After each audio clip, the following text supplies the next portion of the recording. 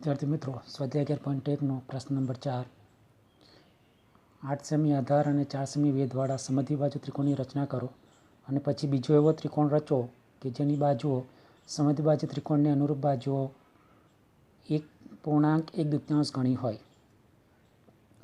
1.1 એટલે એને આપણે 1.1 આ રીતે પણ કહી શકીએ। 1.1 એટલે 2 × 2 + 1 3 3/2 ગણો બરાબર। એટલે આપણે બીજો ત્રિકોણ જે રચવાનો છે એ 3/2 ગણો રચવાનો છે। પહેલાં પક્ષ લખીએ તો પક્ષ સમદ્વિબાજુ ત્રિકોણ ABC રચો જેમાં આધાર AB 8 સેમી અને જે વેધ છે એ 4 સેન્ટીમીટરનો હોય। કૃત્ય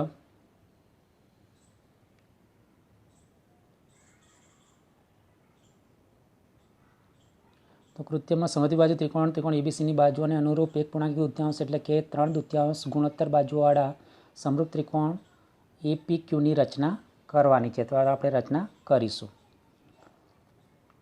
હવે જો મિત્રો અહીંયા તમે જોશો એ પ્રમાણે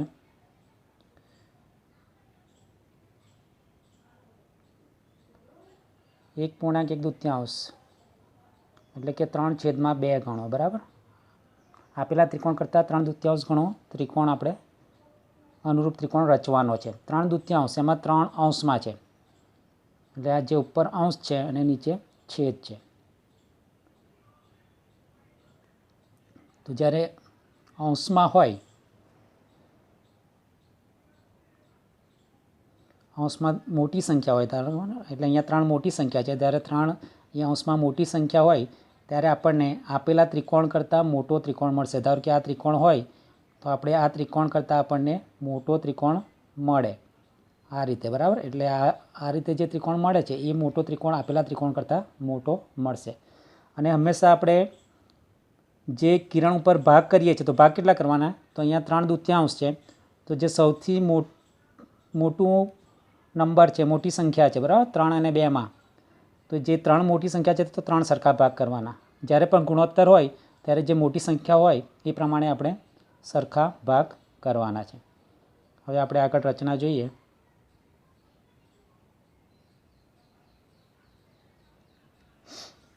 સૌથી પહેલાં આપણે આધાર દોરીશું।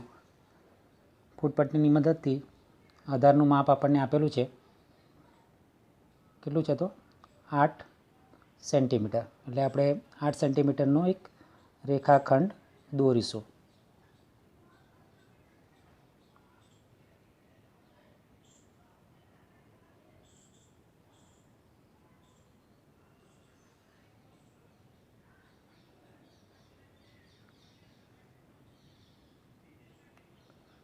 સેન્ટીમીટરનો રેખાખંડ AB દોરીએ આપણે।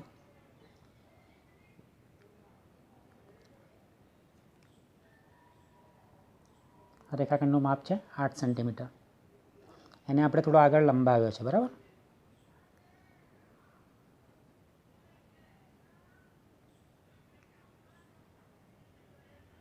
આ છે 8 સેન્ટીમીટર અને આપણે આગળની તરફ થોડો લંબાવ્યો છે। એનું કારણ એ છે કે આપેલા ત્રિકોણ કરતાં આપણને મોટો ત્રિકોણ મળવાનો છે માટે।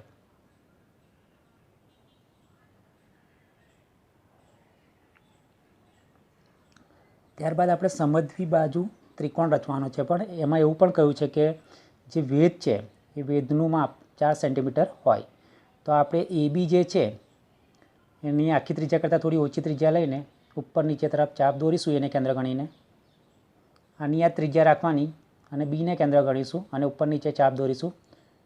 આપણે આનો લંબ દ્વિભાજક દોરીએ છીએ જે મેં તમને શરૂઆતમાં ભાગ 1માં સમજાવેલું એ પ્રમાણે આપણે ABનો લંબ દ્વિભાજક દોરીએ છીએ કારણ કે આપણે વેધ શોધવાનો છે બરાબર। એટલે કે આના ઉપર આપણે વેધ દોરવાનો છે એટલે આ લંબ દોરી નાખીએ આપણે ફૂટપટ્ટીની મદદથી આ રીતે આપણે લંબ દોરીશું।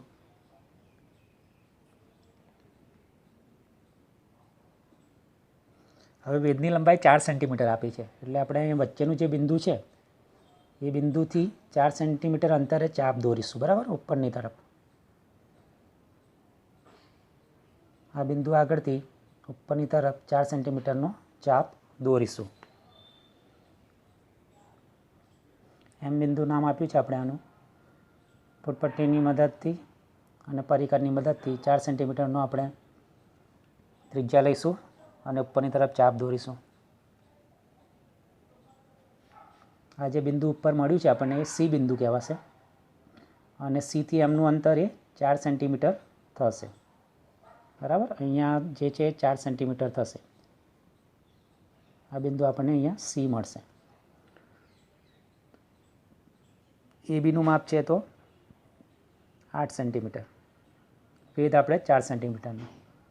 હવે એ અને સીને જોડી દઈશું અને એ જ પ્રમાણે સી અને બીને પણ જોડી દઈશું. જો એસીને આપણે થોડું લંબાવ્યું છે આગળ, કારણ કે મોટો ત્રિકોણ આપણે રચવાનો છે, એટલે બી અને સીને પણ જોડી દીધું એટલે ત્રિકોણ એબીસી મળી ગયો આપણને. સમદ્વિબાજુ ત્રિકોણ એબીસી જેમાં વેધ સીએમનું માપ છે 4 સેન્ટીમીટર અને આધાર એબી બરાબર 8 સેન્ટીમીટર છે.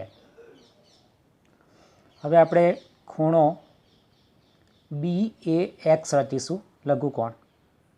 આપેલ ત્રિકોણ કરતાં આપણે મોટો ત્રિકોણ રચવાનો છે અને ભાગ તમને ખબર છે કે 3/2, 1.1 એટલે કે 3/2 થાય છે. એટલે 3/2માં 3 મોટા છે એટલે આપણે ખૂણો બી એ એક્સ લઘુકોણ દોર્યા બાદ બી એ એક્સ કિરણ પર 3 સરખા ચાપ દોરીશું સરખી ત્રિજ્યાવાળા. પહેલો ચાપ દોર્યો આપણે અનુકૂળ ત્રિજ્યા લઈને, એને A1 નામ આપ્યું બિંદુને. A1ને કેન્દ્ર ગણીને એની આગળ ફરી એક બીજો ચાપ દોરીશું એની ત્રિજ્યાવાળો, જેને A2 નામ આપીશું.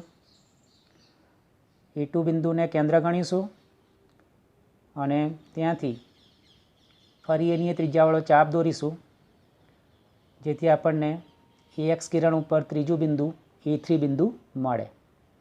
હવે અહીંયા 3/2 છે એટલે આપણે કયા ભાગને જોડવાનો, તો જે ઓછો ભાગ છે 3/2માં 2 નાના છે તો આ 2ને આપણે બી સાથે જોડીશું, એટલે કે A2ને બી સાથે જોડવાના છે. બરાબર, એટલે A2ને આપણે બી સાથે જોડીએ છીએ.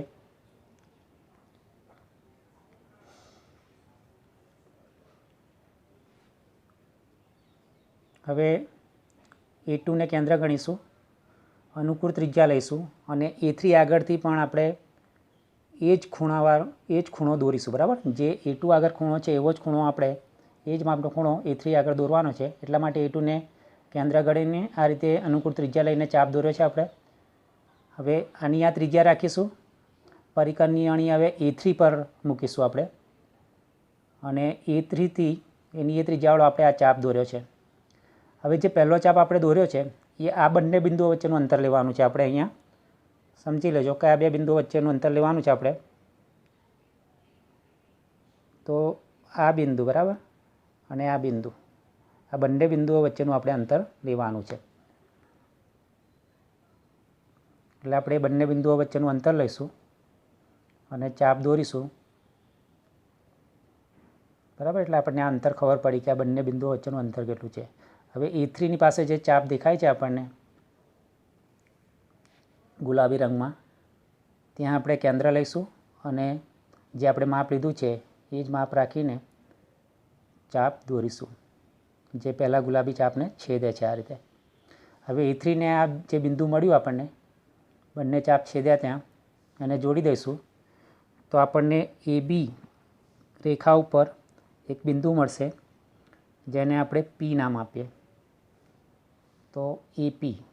બરાબર, હવે આપણે બીને કેન્દ્ર ગણીને અનુકૂળ ત્રિજ્યાનો ચાપ દોર્યો છે BC રેખાખંડ આગળ. આની આ ત્રિજ્યા રાખીશું અને Pને કેન્દ્ર ગણીને ચાપ દોરીશું.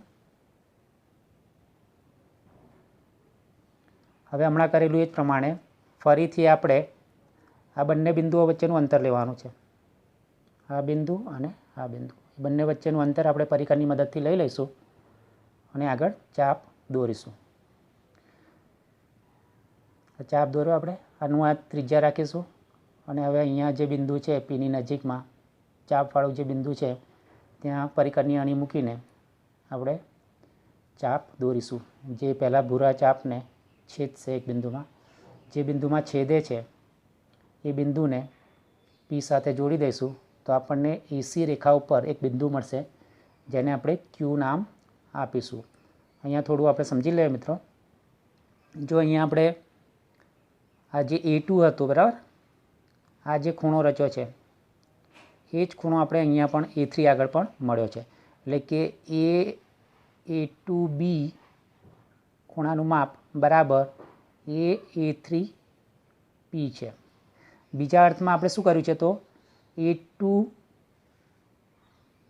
A2B ને સમાંતર આપણે A3P રેખાખંડ રચ્યો છે અથવા તો બાજુ રચી છે. એ જ પ્રમાણે આપણે ઉપરની તરફ શું કર્યું તો ઉપર આપણી પાસે BC હતો, બરાબર, BC રેખાખંડ હતો, તો BC ને સમાંતર આપણે PQ દોરી છે. આ રીતે BC ને સમાંતર PQ દોરી છે. એટલે આ રીતે આપણે એ રચના કરી છે. અહીંયા પણ આ ખૂણો અને આ ખૂણો બંને કેવા હશે? સરખા માપના હશે. હવે આપણે Q બિંદુ નામ આપ્યું છે અહીંયા, તો Q બિંદુ લખીએ તો આપણને જે ત્રિકોણ જોઈતો હતો, આપેલા ત્રિકોણના 1.1/2 ગણો ત્રિકોણ એ આપણને મળ્યો છે અને એ ત્રિકોણનું નામ છે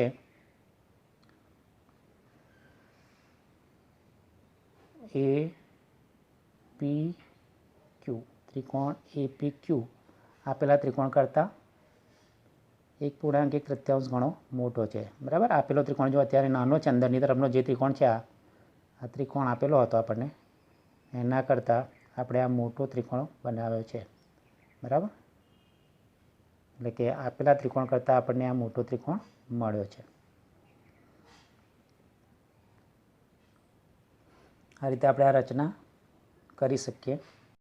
સૌપ્રથમ આપણે જે કર્યું હતું એ લખીએ છીએ. એટલે પહેલા મુદ્દામાં AB બરાબર 8 સેમી અને વેધ CM બરાબર 4 સેમી ધરાવતું સમદ્વિબાજુ ત્રિકોણ BC આપણે રચ્યો છે. ત્યારબાદ બીજા મુદ્દામાં ખૂણો BAX લઘુકોણ દોર્યો આપણે, અને જેથી આપણને AX કિરણ મળ્યું, તો ત્રીજા મુદ્દામાં કિરણ AX પર A1 બરાબર A1A2 બરાબર A2A3 થાય એ પ્રમાણે આપણે ચાપ દોર્યા છે અને એને રચ્યું છે. ત્યારબાદ આપણે રેખાખંડ A2B દોર્યો છે, બરાબર. A2B ને જોડી દીધો, બિંદુ A2 સાથે B બિંદુ જોડ્યું છે, એટલે રેખાખંડ A2B મળ્યો છે. ચોથા મુદ્દામાં રેખાખંડ A3P ને સમાંતર રેખાખંડ A2B રચ્યો છે. ત્યારબાદ ઉપરની તરફ PQ રેખાખંડ સમાંતર રેખાખંડ BC રચ્યો આપણે, અને પરિણામે આપણને ત્રિકોણ APQ મળ્યો છે. જે ત્રિકોણ APQ નું માપ 1.1/2 ત્રિકોણ ABC થાય છે. હવે આ જે 1.1/2 ને આપણે 3/2 પણ